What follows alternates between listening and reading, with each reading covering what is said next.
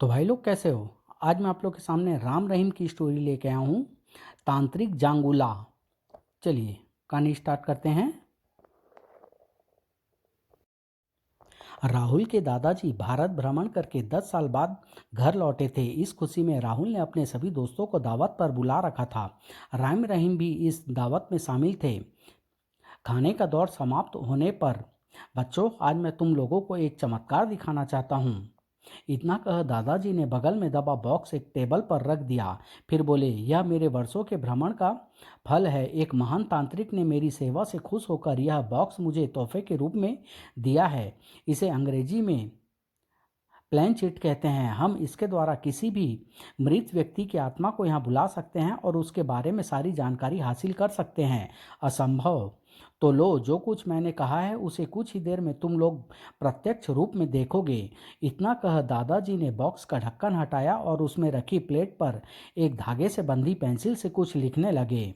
थोड़ी देर बाद अचानक हॉल की खिड़की झटके से खुल गई और दूसरे ही पल कमरे का प्रकाश गुल हो गया। सभी चौंक उठे। ओह, यह अंधेरा कैसे हो गया? घबराओ नहीं बच्चों, निकट ही भटक रही कोई आत्मा इस हाल में दाखिल हो चुकी है। तभी मुझे तुमने क्यों बुलाया है, मुझे जाने दो। तुम्हारा नाम क्या है? मेरा नामकरण नहीं हुआ था। ओह, इतनी बाल अवस्था में ही तुम्हारी मृत्यु कैसे हो गई थी? मेरी मृत्यु नहीं हुई थी, मेरी हत्या हुई थी। कौन है वह दुष्ट जिसने तुम्हारी हत्या की थी? मेरा हत्यारा तुम्हारा समाज है। तुम सब भी मेरे हत्यारे हो। मैं किसी को माफ़ नहीं करूँगा। क्या हुआ था तुम्हारे साथ? यह एक दर्दनाक कहानी है। तुम जानना चाहते हो तो सुनो। मेरी माँ मारिया प्यार में अंधी होकर कुंवारेपन में ही माँ बन गई थी। उसके प्रेमी हरविन ने उसे अपनाने से इनकार कर दिया था। अतः इस समाज और लोगों के तानों के डर से मेरी माँ ने मुझे जन्म देने के 4 घंटे बाद ही मुझे एक गटर में फेंक दिया था। मुझे माफ़ कर देना मेरे बच्चे, मैं मजबूर हूँ। उसे उस सूखे गटर में मौजूद भूखे जंगली चूहे मुझ पर टूट पड़े। जल्दी ही चूहों ने मेरे जिस्म का सारा मांस नोच लिया। अब तुम ही बताओ, मेरा क्या कसूर था? मुझे इतनी दर्दनाक मौत क्यों दी गई? मुझे तुम्हारी मौत का अफसोस है। तुम्हारी हत्या करने वाले तुम्हारे माता पिता को कानून जरूर सजा देगा। नहीं, मैं अपने हत्यारे को खुद सजा दूंगा। जब तक 100 इंसानों के खून से मैं अपनी प्यास नहीं बुझा लूंगा, मुझे शांति नहीं मिलेगी। अब मुझे जाने दो, मुझे मुक्त कर दो। नहीं, तुम ऐसे नहीं जा सकते। बदले की आग ने तुम्हें शैतान बना दिया है। अतः जाने से पहले तुम्हें वचन देना होगा कि तुम किसी से बदला नहीं लोगे।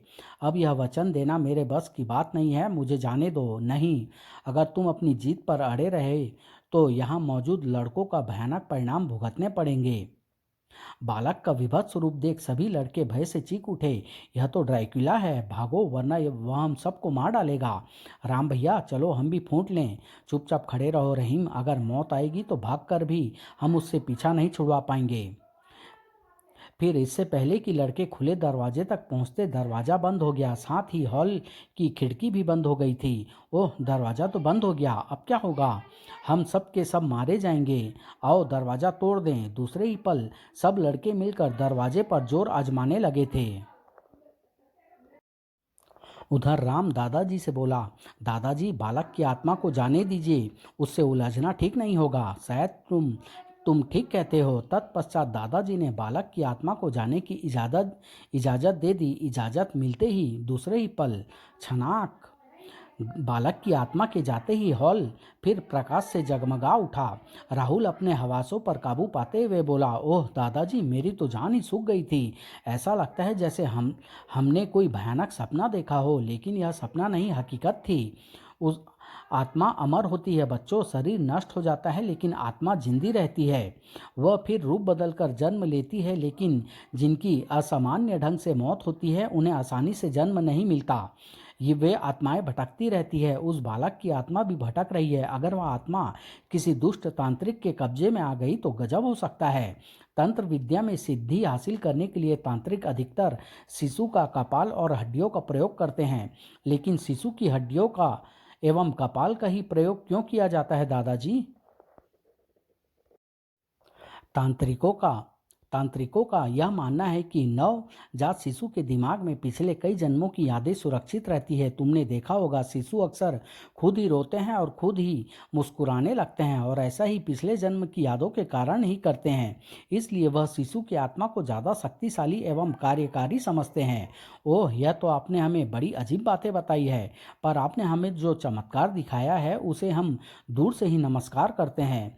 रहीम की बात सुन सभी हंस पड़े। थोड़ी देर बाद जब दादाजी अपना बॉक्स उठाकर वहां से चले गए तो राम रहीम ने भी राहुल से विदा ली और वहां से चल पड़े। लगभग 1.5 घंटे के सफर के बाद राम रहीम एक सुनसान इलाके से गुजर रहे थे कि तभी, ओह, कौन हो सकता है वह, कौन? लेकिन इससे पहले कि राम रहीम के प्रश्न का उत्तर देता, अचानक मोटरसाइकिल का इंजन बंद हो गया। क्या हुआ? तुमने गाड़ी क्यों रोक दी? खुद ही रुक गई है, लगता है इंजन में कोई खराबी आ गई है। तत्पश्चात मोटरसाइकिल का अच्छी तरह मुआयना करने के बाद कहीं कोई खराबी नजर नहीं आ रही है, पेट्रोल भी काफ़ी है, फिर गाड़ी अचानक बंद क्यों हो गई? चलो फिर स्टार्ट करके देखो। रहीम ने गाड़ी स्टार्ट करने की कोशिश की, परंतु सफलता नहीं मिली। तभी अचानक रहीम को कुछ याद आया और वह बोला, राम, तुम यहाँ किसी के होने की बात कर रहे थे, पर मुझे तो आसपास कोई नज़र नहीं आ रहा है। मैंने उसे सड़क पर खड़े देखा था, पता नहीं अब कहाँ चला गया। जरूर तुमने किसी भूत को देखा था। अब क्या करें, इतनी रात गए, इस सुनसान इलाके में कोई दूसरी सवारी मिलनी भी मुश्किल है। लगता है रात हमें इसी वीराने में गुजारनी पड़ेगी। मारे गए। राम मोटरसाइकिल को धकेल कर आगे बढ़ाते हुए बोला, घबराओ नहीं, आओ आगे देखते हैं, शायद कोई मदद मिल जाए। ओके। अभी वे थोड़ी दूर ही गए थे कि उधर देखो राम, रोशनी नजर आ रही है, वहां जरूर कोई रहता है। ओह, चलो चलकर देखते हैं। फिर दोनों उसी दिशा में चल पड़े जिधर रोशनी नजर आ रही थी। कच्चे रास्ते से होते हुए जब राम रहीम रोशनी के करीब पहुंचे, धत तेरी की, यह तो कोई पुराना मंदिर है, हम यहाँ खामा खा आए। अब हम आ ही गए हैं तो क्यों ना रात यहीं गुजारी जाए। फिर मोटरसाइकिल वहीं स्टैंड पर खड़ी कर राम रहीम से बोला, आओ अंदर चलकर देखते हैं, शायद कोई अंदर हो। इतनी रात गए, यहाँ कौन बेवकूफ़ बैठा होगा। चल कर देखने में क्या हर्ज है, जैसी तुम्हारी मर्जी। मंदिर में कदम रखते ही यह मंदिर के अंदर से कैसी आवाजें उभर रही है राम, लगता है मंदिर का पुजारी मंत्र साधना में लीन है। शुक्र है भगवान का यहाँ कोई कोई तो मौजूद है, पुजारी बाबा हमारी मदद जरूर करेंगे। कहने के साथ ही राम आगे बढ़ गया। रहीम ने खामोशी से उसका अनुसरण किया, लेकिन मंदिर के कक्ष में कदम रखते ही राम रहीम सकते किसी हालत में खड़े हो गए। ओह, फिर अचानक साधु ने त्रिशूल तान लिया। उसका इरादा भांप राम गर्ज उठा, ठहरो साधु बाबा, तुम यह अनर्थ मत करो। राम के शब्द सुन साधु चौंकते हुए मुड़ा और बोला, कौन हो तुम लोग और यहाँ क्यों आए हो? यह तो अच्छा हुआ कि हम सही वक्त पर आ गए, वरना तुम तो उस मासूम बालक की हत्या कर चुके होते। तुम साधु हो या शैतान? खामोश लड़के, मेरे कार्य में बाधा डालकर तुम लोगों ने अच्छा नहीं किया, और जिसे तुम बालक समझ रहे हो वह वास्तव में शैतान है। बड़ी ही मुश्किल से यह मेरे काबू में आया है। इससे पहले कि यह शैतान जाग उठे, इसे खत्म करना जरूरी है। बंद करो अपनी बकवास। हम तुम्हें बालक का अपहरण करके उसकी हत्या करने की कोशिश के जुर्म की सजा दिलवा कर रहेंगे। मूर्खता मत करो लड़कों, मैं कोई अपराध नहीं कर रहा हूँ, मेरी बात मानो और तुरंत यहाँ से चले जाओ। इतना कह साधु मुड़ा और उसने बालक पर फिर त्रिशूल तान दिया, किंतु इससे पहले कि वह त्रिशूल बालक के सीने में घोंप पाता, फिर खबरदार अब कोई हरकत की तो सीधे जहन्नुम पहुंच जाओगे। ओह, तभी मूर्ति के पीछे से काला लाबादा पहने एक भयानक आदमी प्रकट हुआ। उस पर नजर पड़ते ही रहीम चीखा, कौन हो तुम? वह तांत्रिक सरीखा भयानक आदमी आगे बढ़ा और बेदी पर लेटे बालक को उठाकर दौड़ पड़ा। रहीम उसके पीछे लपकता हुआ गर्जा, रुक जाओ पाखंडी। वह रुका नहीं और दौड़ता हुआ मंदिर के कक्ष से बाहर निकल गया। तभी रहीम छलांग लगाकर उसके ऊपर आ गिरा। उधर साधु राम को चेतावनी देते हुए बोला, मूर्ख लड़के, मेरी फिक्र छोड़ और अपने साथी की मदद कर। जांगुला मेरा साथी नहीं बल्कि शैतान का सेवक है। मैं सन्यासी सत्यानंद हूँ, मेरी बात मानो। वह तभी रहीम की दर्दनाक चीख चीख उन्हें सुनाई दी, राम, ओह, तुम्हारे साथी का जीवन खतरे में है। अगले पल, आओ मेरे साथ। राम मंत्र मुग्ध सा साधु के पीछे चल पड़ा।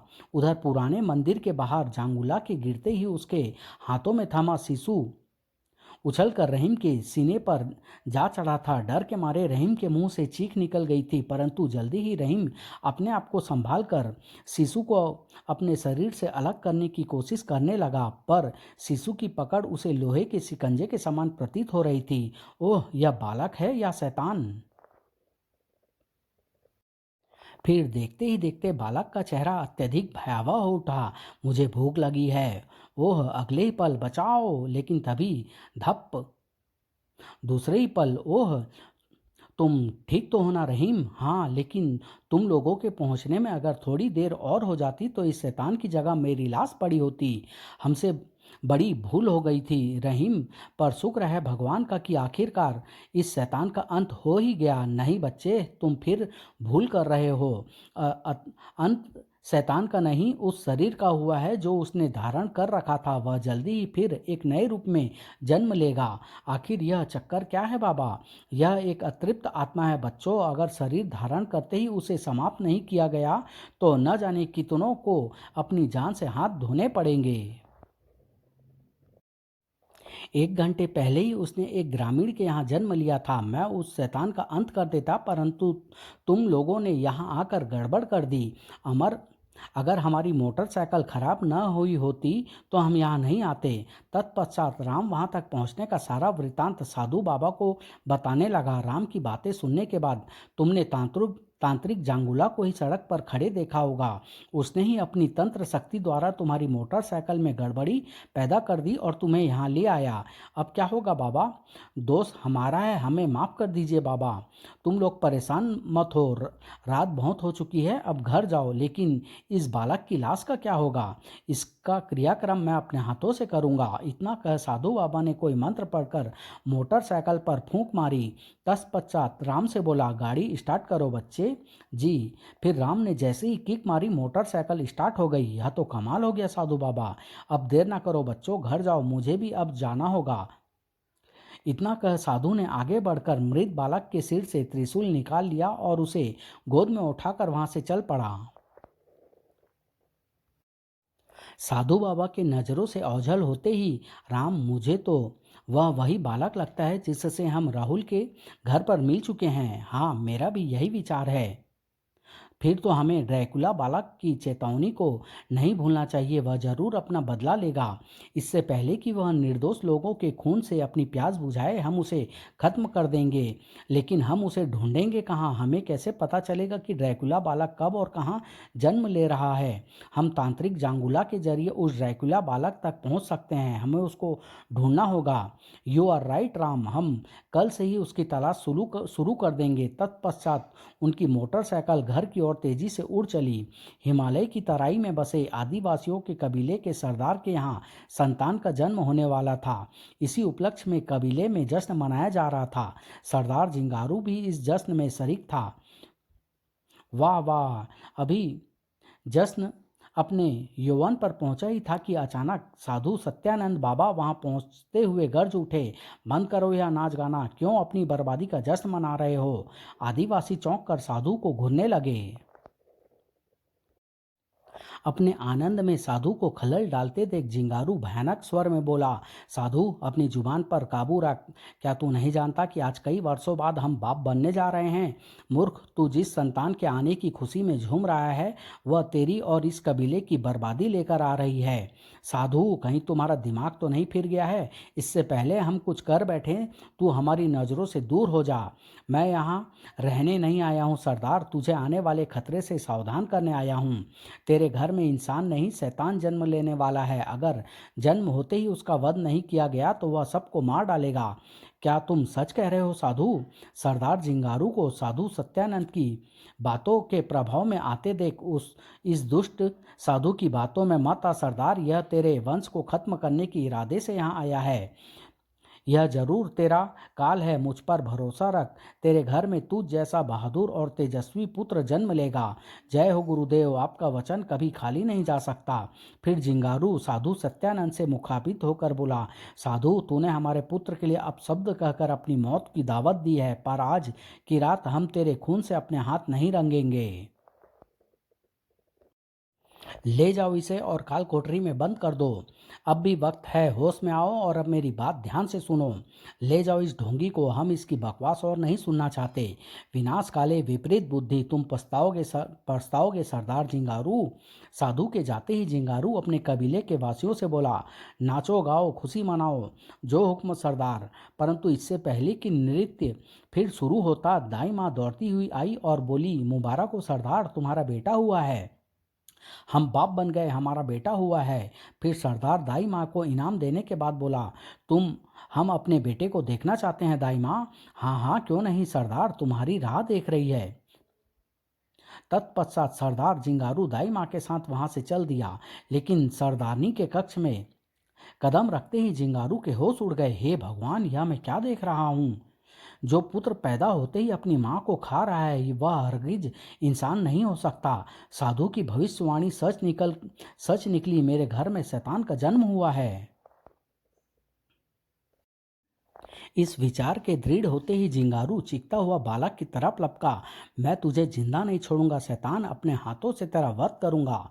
आवाज सुन बालक का चेहरा गर्दन पर घूमते हुए जिंगारू पर स्थिर हो गया। बालक का चेहरा देख जिंगारू के पैर जमीन से चिपक गए। ओह! अचानक बालक अट्टहास कर उठा। दूसरे ही पल नहीं, और फिर इससे पहले कि जिंगारू अपने हवासों में लौटता, अगले ही पल उधर सरदार जिंगारू को लौटते न देख उसके अंगरक्षकों में जिज्ञासा जाग उठी और उनमें से एक बोला, बहुत देर हो गई, सरदार वापस नहीं लौटा। क्या बात हो सकती है? कोई बात तो जरूर है, चलो चलकर पता लगाते हैं। परंतु सरदारनी के कक्ष के सामने पहुंचते ही वे ठिठक कर रुक गए। ओह पिशाच, हे भगवान, भागो वरना हम सब मारे जाएंगे। तभी ड्रैकुला बालक दाई माँ को छोड़ उनकी तरफ लपका। वे सिर पर पैर रखकर भाग खड़े हुए। भूत! तत्पश्चात जो भी ड्रैकुला बालक की पकड़ में आया, वह अपनी जान से हाथ धो बैठा। कबीले में अफरा तफरी मच गई। जिसे भी जिधर राह नजर आई उसी दिशा में भाग खड़ा हुआ। जो भाग गए वे बच गए, जो रह गए वे बेमौत मारे गए। जश्न की रात को मौत की रात में तब्दील करने के बाद ड्रैकुला बालक जब तांत्रिक जांगुला के ठिकाने पर पहुंचा तो जांगुला प्रसन्न स्वर में बोला, तुम आ गए मेरे आका, आखिरकार तुम्हारी इच्छा पूर्ण हो ही गई। अब तुम्हारा कोई कुछ नहीं बिगाड़ सकता। नहीं तांत्रिक, अभी खतरा टला नहीं है। जब तक मैं 100 इंसानों के खून से अपनी प्यास नहीं बुझा लेता, मेरी पूरी ताकत मुझे वापस नहीं मिल सकती। तुम तो जानते हो, दिन के वक्त मेरी सारी शक्ति लुप्त हो जाएगी और मैं किसी भी खतरे का सामना नहीं कर पाऊंगा। लेकिन यहाँ तुम्हें कोई खतरा नहीं है। ये कहानी मैं यहीं समाप्त कर रहा हूँ। बहुत जल्द ही इसका अगला भाग आप लोग के सामने लेके आऊँगा। धन्यवाद।